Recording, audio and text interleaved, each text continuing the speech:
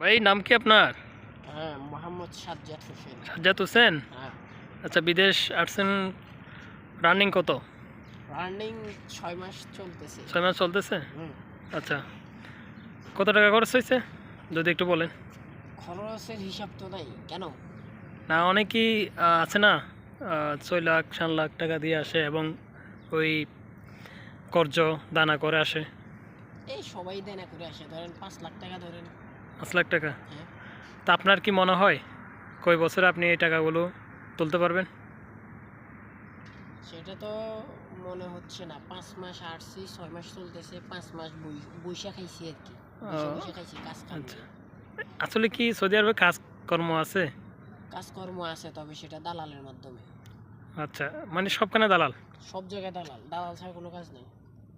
ও আচ্ছা। আপনি Mecca Medina আসেন, এই জায়গা থেকে যান, আপনি গাড়িতে করে যাবেন, তো মক্কা মদিনার জায়গা যাইতো আপনার এখান থেকে আপনার দালালে ফোন মারি দিব অর্ধেক। আচ্ছা, বাংলাদেশে সবখানে যাবেন তাইলে মক্কা মদিনা, দালালের ছড়াছড়ি। দালাল ছাড়া সৌদি আরবে চলাটা খুব কঠিন। আচ্ছা, আমার থ্যাংক ইউ। অভিজ্ঞতা থেকে আমি বলতেছি আর কি। থ্যাংক ইউ ভাই।